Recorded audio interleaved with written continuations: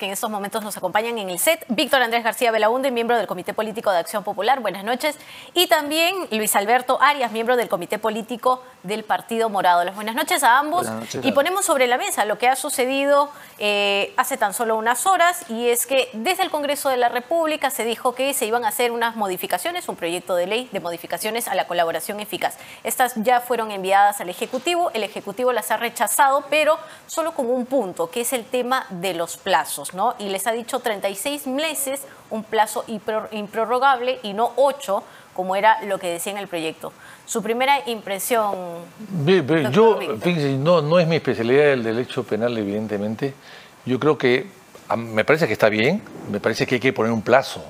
Hay que recordar que las fiscalías están demorándose muchísimo. Hace 7, 6 años estamos con Odebrecht y no hay nadie acusado todavía. Eso es imperdonable. La justicia que tarda no es justicia.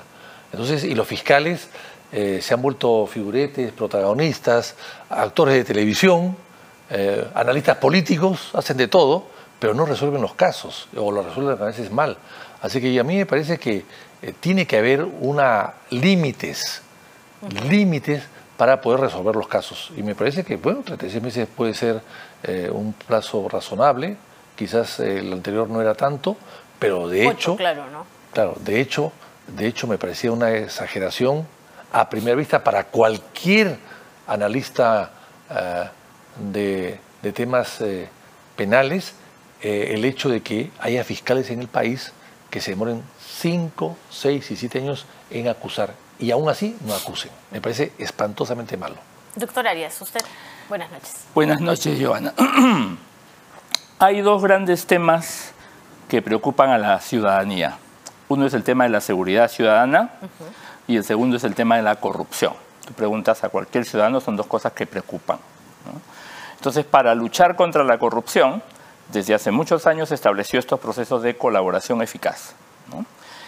En el Congreso se ha querido dar la imagen de que se quiere agilizar los procesos de colaboración eficaz y para eso se estableció un plazo de 8 meses.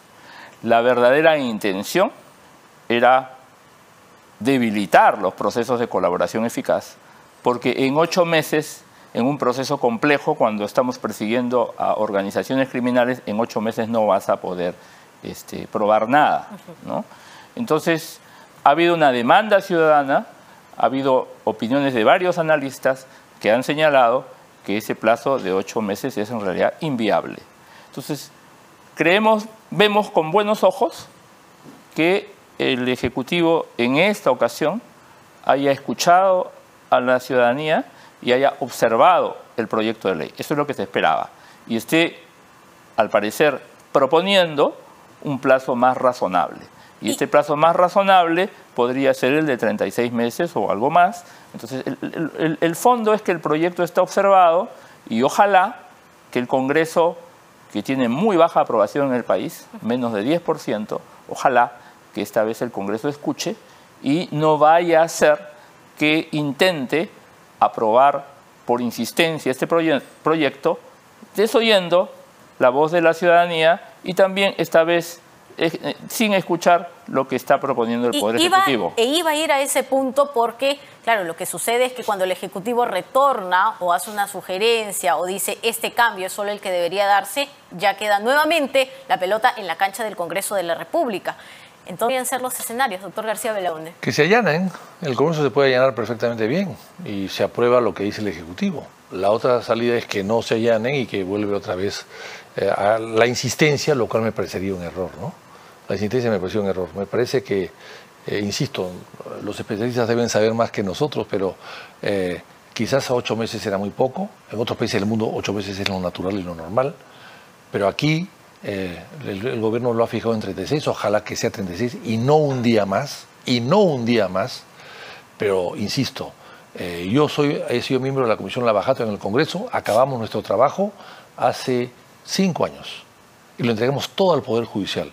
El Poder Judicial, que ya venía trabajando antes en el tema, ha usado nuestro trabajo para hacer muchas acusaciones, para muchas investigaciones y muchas incorporaciones de una serie de personas al proceso, pero no ha resuelto ninguna acusación, no ha resuelto nada más de lo que ya se ha dicho. Y han pasado 4 años, 5 años. ¿Y por qué cree que ha sucedido en esta ocasión? O incapacidad de los fiscales, o falta de tiempo, o intereses, o presiones, que sería muy grave, por supuesto que sí. Porque hay que recordar que Odebrecht ha tenido, no sé si ahora tanto, pero en su momento tenía 40 de los mejores estudios de abogados en Lima a su servicio. Y claro, eso es un ejército, un ejército muy eficiente y muy eficaz para poder parar muchas cosas, ¿no? Cercanos a 28 de julio, las fiestas patrias, a esta relación compleja, a esta tira y afloja entre el Congreso de la República y el Ejecutivo, ir en el escenario que usted nos decía, doctor Arias, ¿no?, que es la posibilidad de una aprobación por insistencia, ¿no complicaría aún más este, digamos, primer paso que ha dado el jefe del gabinete, Alberto Tarola, al decir, nos parece bien este proyecto, pero tenemos esta observación?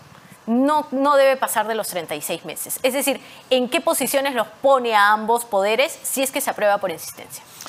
Bueno, en primer lugar, yo no creo que exista una relación tensa entre el Ejecutivo y el Congreso, ¿no? Más bien hemos visto todo lo contrario en diversas reformas que han sido debilitadas por el Congreso, el tema de la meritocracia en el sector de educación, el tema de la acusación contra una fiscal rompiendo el equilibrio de poderes. El Ejecutivo no se ha pronunciado, o sea, hay una cierta complicidad del Ejecutivo respecto de varias antirreformas que está impulsando el Congreso, ¿no? En este caso, como digo, quizás porque ya el Ejecutivo está viendo de que la ciudadanía está despertando, ¿no? Ha habido una primera marcha de protesta constitucional exitosa, más de 21.000 personas marchando en Lima, en las cuales nuestro partido ha sido uno de los partidos que ha salido a la calle a protestar. Entonces, quizás esta vez el Ejecutivo ya está mirando que las cosas no son tan sencillas y entonces ha observado la ley, ¿no? Por eso es que yo espero que esta vez el Congreso escuche y no trate de ir a la insistencia, porque sería algo muy negativo para la lucha contra la corrupción. Más allá de que coincido con Víctor Andrés de que hay muchas cosas que mejorar en el Poder Judicial y seguramente hay muchísimas cosas que mejorar en la Fiscalía, pero creo que en esta ley concreta, creo que esperamos los ciudadanos que no se vaya a insistir en este plazo que es excesivamente corto, lo que en la práctica implicaría que sencillamente se le da partida de función a la colaboración eficaz y a muchos casos de corrupción que están en investigación. Doctor García Belaunde, ya que hablamos también del Congreso de la República, dejando de lado este proyecto de ley, estamos muy cercanos a que se realice la votación y conozcamos quién finalmente va a formar parte de la nueva mesa directiva. Es que no quiero decir sobre quiénes no debería recaer, pero mejor dicho, ¿cómo debería estar conformada para el beneficio de todos los peruanos? El Congreso, los congresistas en realidad, deben darse cuenta que tienen 6% de aceptación a nivel nacional, 6%. Y están Creo que es el más bajo en la historia y siguen bajando. Sí, siguen bajando y van a llegar probablemente a 1%. ¿Usted lo cree? Sí, a este paso sí. Con las buenas o malas decisiones que están tomando y con el perdón que están, o el blindaje a una serie de personajes, pueden llegar a 1% a final de año. Pero en todo caso, yo lo que quiero decir es lo siguiente. Deberían darse cuenta ellos, los congresistas, en una reflexión que tienen que hacer, que no se trata acá de una bancada o de llegar a la presidencia del Congreso para manejar el presupuesto, porque eso es básicamente lo que se maneja en grandes proporciones. Que ellos tienen que buscar al mejor congresista, que hay pocos, lamentablemente, para que pueda asumir el cargo y recobrar o recuperar el prestigio que el Congreso ha perdido. Si eso no es así, si eligen a cualquiera, pues la caída seguirá y la calle aumentará pidiendo que se vayan. Yo no creo, finalmente, que si sale elegido presidente del Congreso se va a la democracia, termina la democracia. No creo, porque el presidente del Congreso es el primero de iguales de una asamblea de 130. El presidente del Congreso no es un presidente ejecutivo, es el coordinador. ¿Administrador?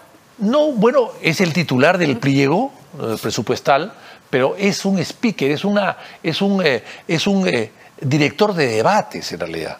Y solamente, y todo lo que se apruebe en el Congreso es por votos, por números, por mayorías. De tal manera que él, si quiere votar, es un voto más. Su voto vale tanto como un congresista cualquiera. Entonces no creo que el Congreso, si elige a uno malo, será problema de ellos, el desprestigio será de ellos. Pero no creo que la estructura del Congreso y la democracia se vea perjudicada por la mesa. pueda tambalearse porque eligen a un mal personaje, a un niño o a alguien cuestionado, ¿no? Se desprestigian más, pero estructuralmente hablando no creo que haya mayor modificación.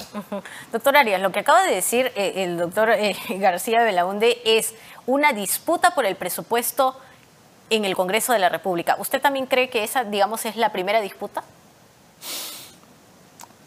Este es un Congreso, como bien ha dicho Víctor Andrés, desprestigiado, que tiene 6%, que tiene más del 90% de rechazo ciudadano. Y un Ejecutivo que ahí le está pisando los talones, está en 80 y tantos % de rechazo ciudadano. Entonces, el tema central no es, por tanto, quién va a presidir a este Congreso desprestigiado. Ese no es, creo que eso es un poquito desviar la atención, ese no es el tema central. El tema central es cómo le damos viabilidad política y económica a nuestro país. A los problemas que ya existen de desprestigio político y a los problemas que ya existen de copamiento de poderes por parte del Congreso de la República, que todos los ciudadanos lo estamos observando y estamos convencidos de ello, ahora se agrega un problema económico, que es que nuestra economía ha ingresado a un periodo de recesión económica. Las causas, factores climáticos, tensiones políticas, población que está descontenta, caída del empleo, aumento de la pobreza, ¿no? Entonces, hemos entrado a un periodo de recesión económica. Entonces, el tema central en estos 15 días que vienen son dos. El primero, que el Poder Ejecutivo, que la presidenta Dina Boluarte, reconozca que estamos en una grave crisis económica y plantee, luego de ese reconocimiento, cuál es la salida política y económica para nuestro país. O sea, para quienes creen que este gobierno iba a brindar estabilidad económica, este régimen en realidad, Ejecutivo y Congreso, yo creo que lamentablemente se han equivocado. O sea, este régimen ni siquiera está en la capacidad de asegurarle a la población estabilidad económica. ¿Y no llega al 2026 para usted? Entonces, en esas circunstancias en donde el empleo está desacelerándose, la pobreza está aumentando, el ingreso real de la población está cayendo, esa es una circunstancia en donde las tensiones sociales y políticas van a aumentar, y entonces lo que conviene en este caso es que la presidenta Boluarte haga un reconocimiento de la grave situación económica y política por la que estamos pasando y plantee una salida al país. Eso es lo que corresponde en estas fiestas patrias, en este 28 de julio. Es lo que espera. Es lo que nosotros en el Partido Morado esperamos, que hemos sido el partido que desde diciembre y enero del año pasado ya habíamos planteado, como la propia Dina Boluarte dijo, que estaba dispuesta a plantear un adelanto de elecciones. Nosotros hemos marchado hace un par de días consistentes con nuestro pedido de adelanto de elecciones y creo que la Constitución permite una salida constitucional y es lo que todas las fuerzas políticas del país debemos reconocer, sentarnos en la mesa, dialogar y consensuar una salida constitucional de ese tipo. ¿La ve a la presidenta Dina Boluarte o comparte? Me parece, por cómo ha estado moviendo la cabeza. Bueno, yo lo comparto con Luis Alberto, por supuesto que sí. No muchas cosas compartimos, ¿no? Y esta vez sí compartimos ese análisis. Y lo hemos dicho antes, además, que esto es un gobierno transitorio. Y la señora Boluarte cree que no lo es. y los tránsitos son cortos, deben ser muy cortos. El legislador de las últimas 8 constituciones del Perú no ha legislado para que el gobierno transitorio sea más grande o más largo que el gobierno elegido por el pueblo, que el candidato elegido por el pueblo. La señora Boluarte no ha sido elegida por el pueblo, ha sido elegido dentro de una plancha presidencial. Nadie sabía por quién se votaba. Votaban por Castillo, no por ella. Entonces ella cree que han votado por ella y se puede quedar hasta el 2026. Creo que no es así, no le corresponde. Y las cifras que ha dado Luis Alberto, que son muy interesantes, hacen pensar que se le va a dificultar mucho mantenerse hasta el 2026 y que lo ideal es que ella busque una salida democrática. Y cuando hay crisis políticas en los países democráticos, en los países occidentales, cuya órbita nosotros pertenecemos de alguna manera, las crisis se solucionan llamando a elecciones, no reprimiendo a los manifestantes. Y creo que acá hay una falsa concepción del tema. Ahora, a ver, lo que sucede en el Congreso de la República y en las bancadas es bastante complejo, pero lo que se ha oficializado además es la creación de una nueva bancada en el Parlamento, ¿no? Que ya serían 12. Una más. Una más, sí, una más, 12. Unidad y diálogo parlamentario.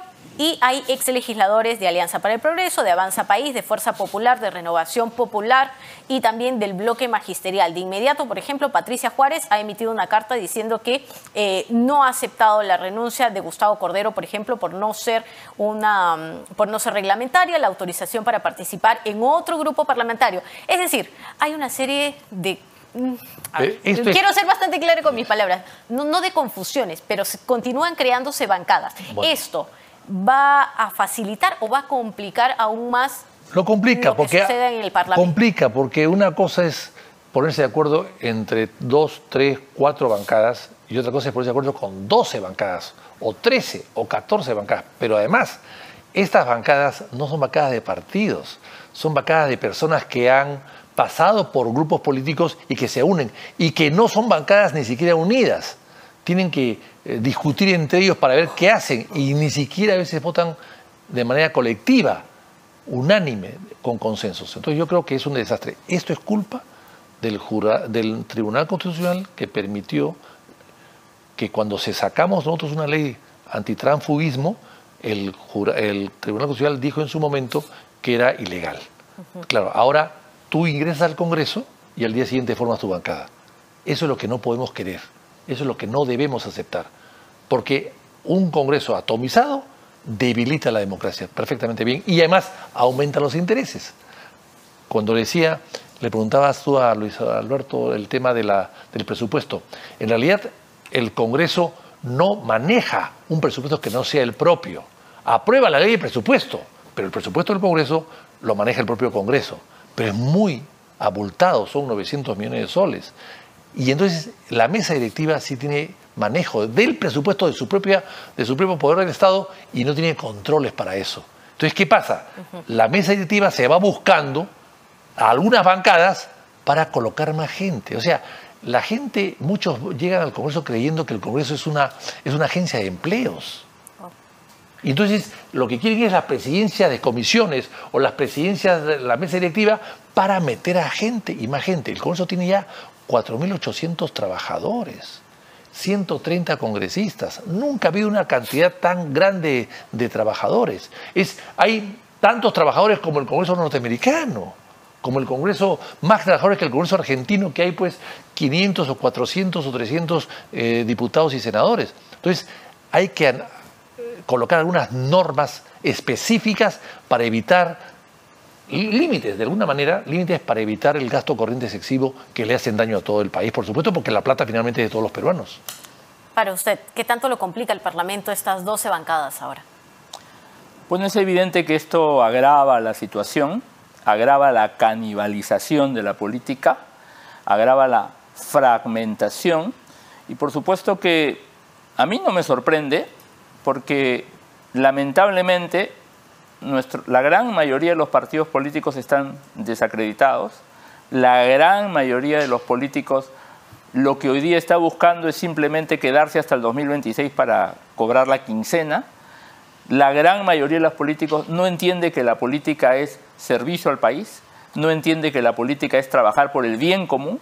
Entonces lo que estamos viendo ahora simplemente es una alianza de Congreso y Ejecutivo para durar como sea hasta el 2026, de espaldas a los problemas sociales, a los problemas económicos, de espaldas a la ciudadanía. Es por eso que ya es momento en que los políticos honestos, los políticos que quieren realmente servir al país y trabajar por el bien común, nos unamos y planteemos una salida para, en primer lugar, salvar la democracia y, en segundo lugar, retomar el crecimiento sostenido que tanta falta y la creación de empleo que tanta falta le hace a nuestros ciudadanos.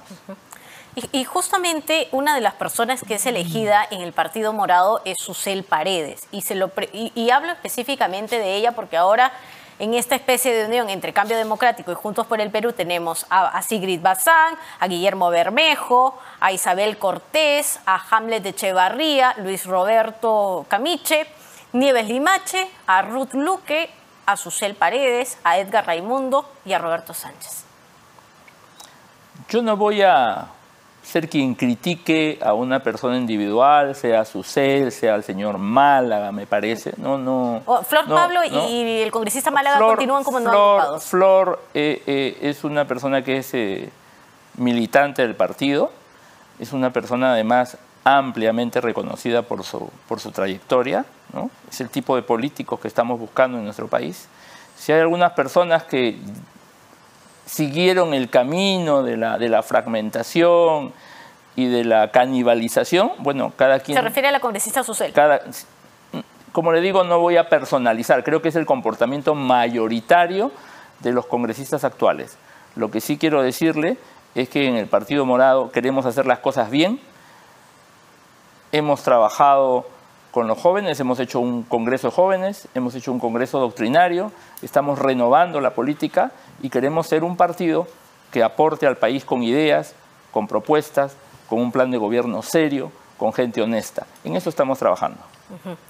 Finalmente, la Comisión Interamericana de Derechos Humanos ha solicitado, y esto lo ha hecho hace muy poco, el 18 de julio de esta semana, a la Corte Interamericana de Derechos Humanos otorgar medidas provisionales a favor del presidente del Jurado Nacional de Elecciones, Salas Arenas, pero no solo a él, sino a su familia, por las amenazas, el hostigamiento que vienen recibiendo. ¿Medidas correctas? ¿Otro tipo de protección para él y su familia? ¿Qué requeriría? Me parece una pena que el presidente de un poder del Estado recurra a organismos internacionales para pedir protección. Me parece que deja muy mal al Perú. Lo deja muy mal. Destruye la imagen del Perú. El presidente de un poder del Estado, bueno, casi un poder del Estado, ya no lo es como lo era antes, pero de alguna manera se le reconoce la autonomía absoluta que tiene, que tenga que pedir a la Corte Internacional que protección a él y a su familia. O sea, ¿en qué país vive este señor? Y el resto de los peruanos no pueden pedir protección y exigir protección ni siquiera a la comisaría del frente.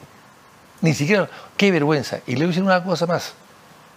Mi padre fue presidente del Jurado Nacional de Elecciones y estuvo siempre amenazado por Sendero Luminoso. En época de Sendero Luminoso, en los años 80. No ahora. Acá, ¿quién te amenaza? La Resistencia, 4 gatos. 4 imberbes muchachos ahí alocados. Sendero Luminoso atentado contra la gente. Y mi padre recibió 25 balazos en su auto y 5 balazos él personalmente, y acabó postrado en una silla de ruedas que lo llevó a la muerte. Nunca pidió protección internacional. Nunca. Porque eso le hace daño al país. Destruye la imagen del país en el extranjero. Entonces, el Salas Arenas no tiene derecho a poner en juego la seguridad del Perú, la imagen del Perú, por la cobardía suya y de su familia de ejercer un cargo de cierto riesgo, evidentemente, y no saber ellos cuidarse o pedir que lo cuiden mejor las autoridades peruanas. ¿Opina lo mismo? La imagen de nuestro país está bastante deteriorada ya, porque han habido 60 muertos en este gobierno, 60 muertos que la presidenta se niega a investigar, frente a informes que han habido de precisamente organismos internacionales. Yo lo que pido, o me gustaría, que así como Víctor Andrés se indigna porque una persona presidente de un poder, de un organismo constitucional, así como se indigna frente a esa afectación a la imagen, a mí me gustaría que todos los políticos nos indignáramos por esos 60 muertos. No, y me indigno también. Pero bueno. no tiene que ver una cosa con la otra. A mí me indigna también que pasando 6 o 7 meses no sepamos qué ha pasado con los muertos. Por supuesto que me indigna.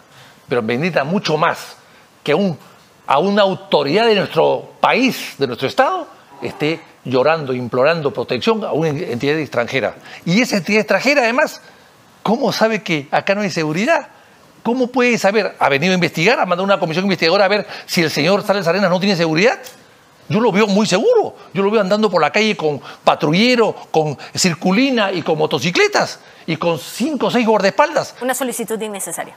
Totalmente, y además vergonzosa, que le hace daño al país, al Perú. Porque mañana el presidente de la Suprema, el presidente del Congreso, el presidente del Tribunal Constitucional, un ministro de Estado podría hacer lo mismo. Señores, pido a la Corte Interamericana que se pronuncie porque no tengo seguridad.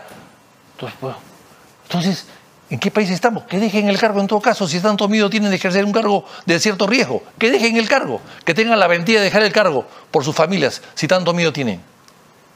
Los llorones no pueden ejercer cargos importantes en el Estado. Sobre todo en un país donde la seguridad no está en ellos. La seguridad está en los señores que van en la calle y que les roban los celulares. Ayer han matado a una chica por robarle un celular. Sí. Ese es el problema. Esas son las bandas organizadas de los barrios periféricos de la ciudad.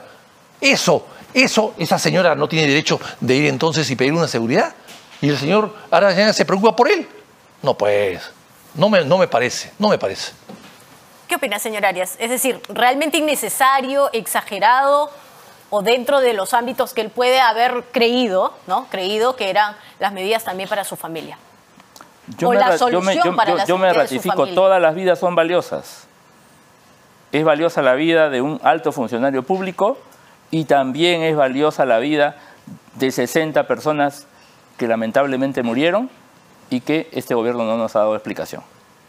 Pero una cosa es la explicación que tiene que dar el gobierno y la justicia en el Perú y las fuerzas del orden en el Perú ante una marcha de esa naturaleza que tan violenta fue, esta vez la última marcha, no ha habido violencia por suerte, que es muy diferente que un magistrado, el primer magistrado de la justicia electoral en el Perú, se sienta desprotegido y pida ayuda al extranjero. Eso me parece espantosamente malo. Gracias a ambos por estar aquí. A Víctor Andrés García Belaúnde, miembro del Comité Político de Acción Popular, y también al doctor Luis Alberto Arias, miembro